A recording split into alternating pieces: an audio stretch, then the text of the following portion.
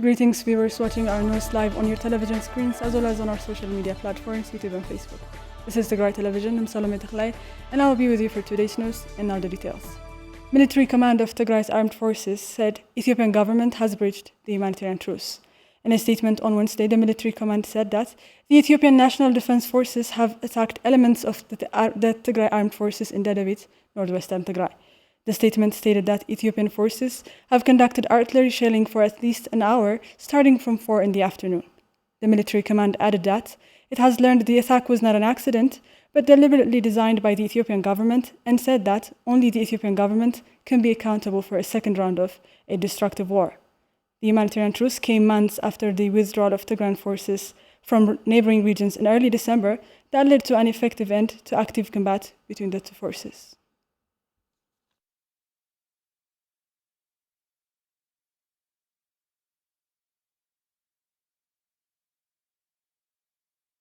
In a briefing earlier today, member of Tigray Central Command Getachew Reda said, the breach signifies that the Ethiopian government has no intention of finding a peaceful resolution to the war.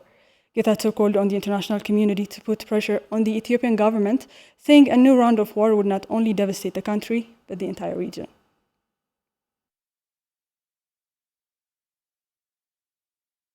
Hence our decision to put out a statement. And it obviously, these people are telling us that they don't have much appetite left for the unilateral cessation of hostilities that has been in place for quite some time now.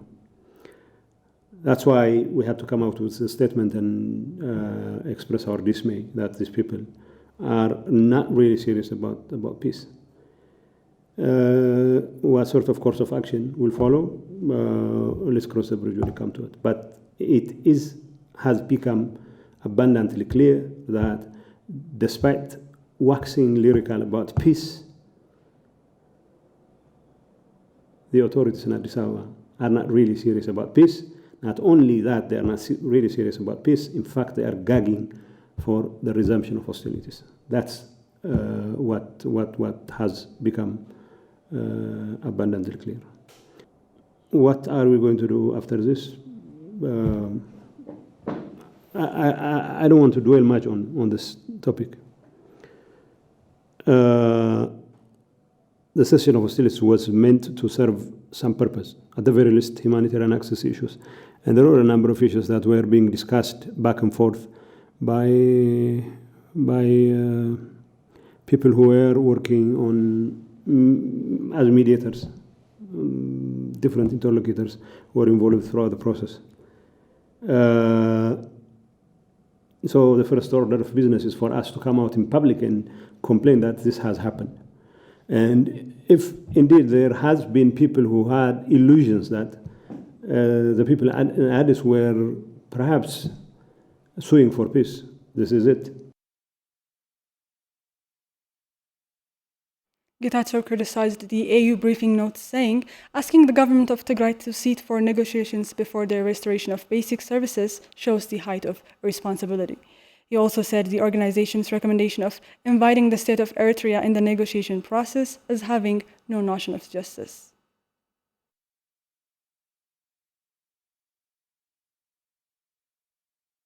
I would have thought this was the easiest thing to understand.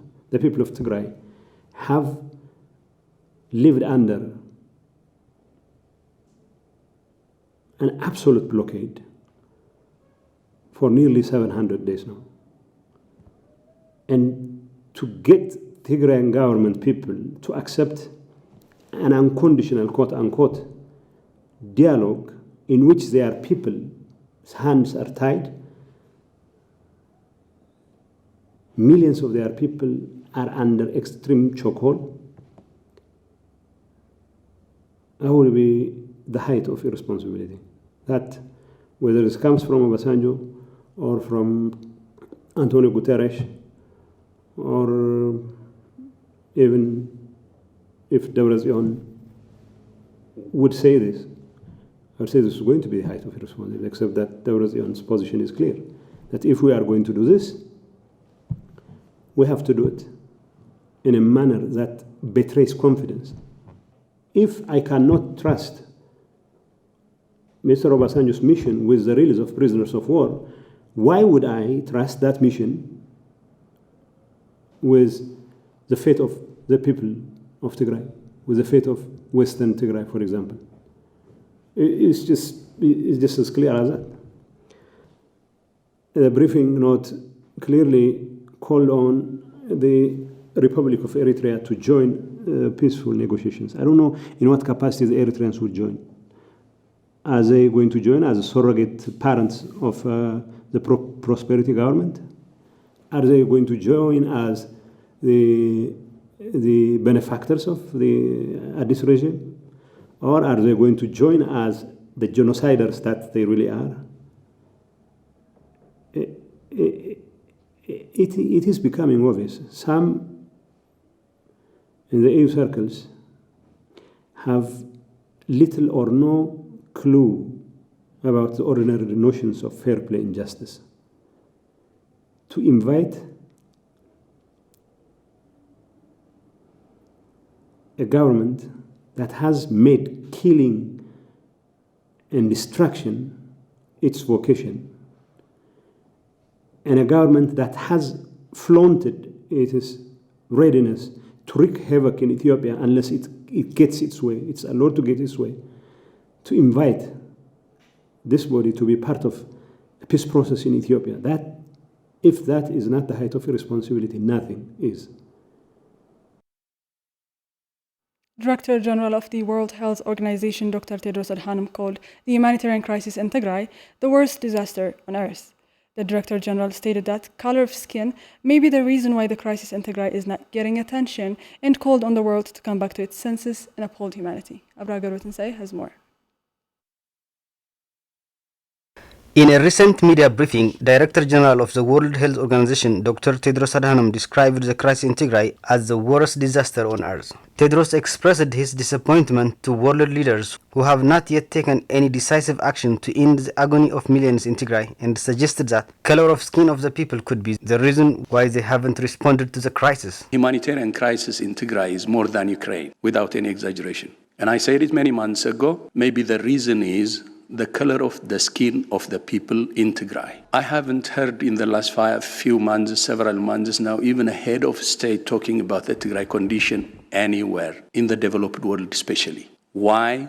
I think we know. Tedros said that Tigray has 6 million people who have been cut off from basic services including medicine, banking and telecommunication, and requested for the world to come back to its senses and stand on the side of humanity. The only thing we're asking is, can the world come back to its senses and uphold humanity? If it's the worst humanitarian crisis, and I'm saying nowhere on earth 6 million people are sealed off. Nowhere. From basic services, from their own money, from telecom, from food, from medicine. This is the worst disaster on earth as we speak. Earlier in April, Tedros said the people of Tigray had no access to medicine and telecommunications and were prevented from leaving the region, adding that Tigray had been denied of attention compared to the overwhelming focus on Russia's war in Ukraine. And in Ethiopia, 6 million people in Tigray have been under blockade by Ethiopian and Eritrean forces for almost 500 days, sealed off from the outside world. There is almost no fuel, no cash, and no communications. Stories of sexual violence have been rampant in Tigray since the start of the war, with many women and young girls raped, gang raped, and held in sexual slavery. Our reporter spoke with Terhas, a 25-year-old mother from Qafta Humara, who, along with several other women, was held in sexual slavery by Eritrean soldiers for days before they were left tied up alongside dead bodies. Sarah Kallali reports. I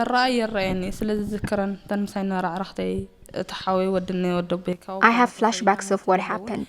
I remember my friends that were with me, my brother that died, and my parents still don't know what happened to us. This is Terhas, a 25-year-old survivor from Qafta Humara. While fleeing her home with her family members, she would be separated from her parents and her husband. On the road, Eritrean soldiers would kill her older brother, brother-in-law, and her husband's grandfather, and would kidnap her and several other women. On January 3, 2021, These women would be taken to a camp at the outskirts of Aksum, where they would be held in sexual slavery for several days.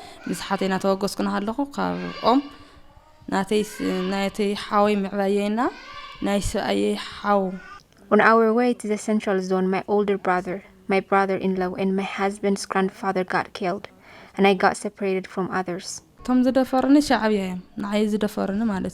The ones who raped me were Eritrean troops. Half of them held my child, while the others raped me until they thought I was dead. There were 6 of them. It was in a small village at the outskirts of Aksum. I don't know the name of the village, but it was in the wilderness. That's where they took us. They tied us up and kept us there with them. Terhas says many women were killed by Eritrean soldiers before they could make it to the camp, and those who resisted were killed on the way. There were a lot of girls there, but not all of them made it to the camp. Some of them were from Rama. While they were traveling with us, the soldiers tried to rape them, but they fought back and were killed immediately. There were a lot of us at first, but not all of us made it out alive. When we got to the camp, there weren't that many of us. They took some of them to other places. I don't know where. Terhas says after the Eritrean soldiers had raped her and several other women, they would be ordered to move out of the area, leaving Terhas and the other women tied alongside with dead bodies for several days.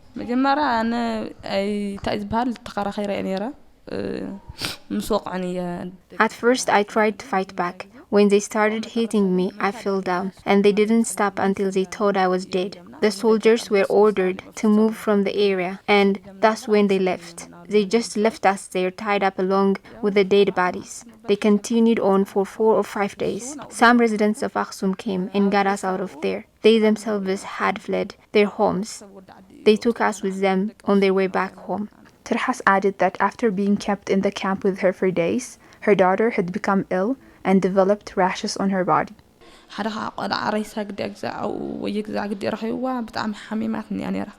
daughter is not okay. I don't know if it's because of the dead bodies that were around us, but she was very sick.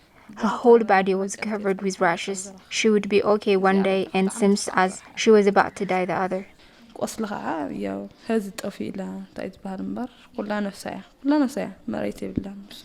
The rashes on her body disappeared now, but her whole body used to be covered with them, without any clothes to change into, and the problems we're facing, my daughter is not in a good condition.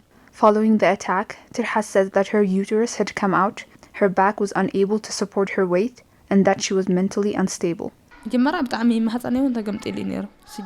At first, my uterus had come out and my back had been dislocated. It used to burn when I urinate, and I was not mentally stable, almost crazy you could say. All the things that happened to me, the fact that I left my home, and the hunger makes me so depressed. And even now, I can't carry heavy things due to my back. I can't even carry my child. It hurts so much. Many women in Tigray have similar stories to Terhas, raped, held in sexual slavery for days, and still waiting for justice to be served. The 13-month-long siege that has blocked the entry of essential supplies such as vaccinations has affected children, the most vulnerable members of the community. Our reporters visited the Family Guidance Association of Ethiopian Northern Branch, where they spoke with mothers whose children are at risk of developing diseases that were eliminated from the country due to the severe lack of vaccinations across the state.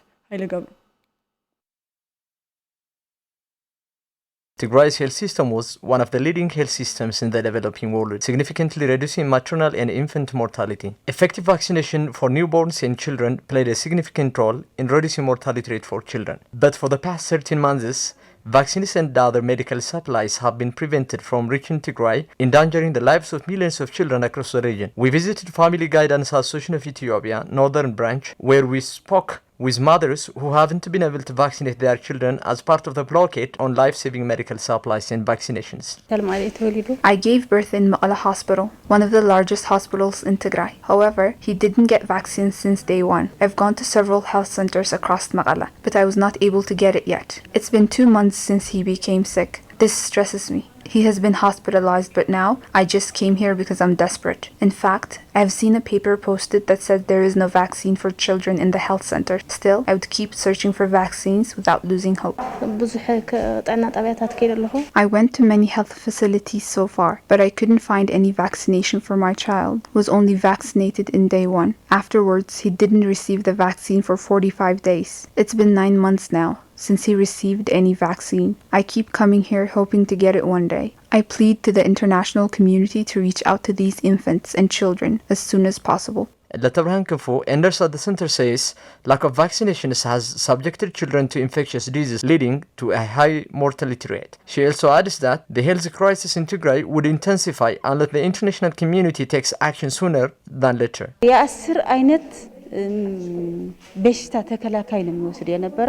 Such vaccines can prevent them from contracting at least 10 diseases. However, there are no vaccines to be taken at all. Thus, children are in desperate situations. Unless newborns and children get vaccines in time, they're likely to suffer from lung-related diseases, hand and leg paralysis as well. If a child misses anti-polio vaccines, his fate is death. Gabrahoria Gabra Christos, coordinator for the vaccination of children and mothers at the Bureau of Health, on his part says that partner organizations, even when we are aware of the severe lack of vaccines in the region, they are yet to deliver vaccines as the Ethiopian government maintains a blockade on all essential items.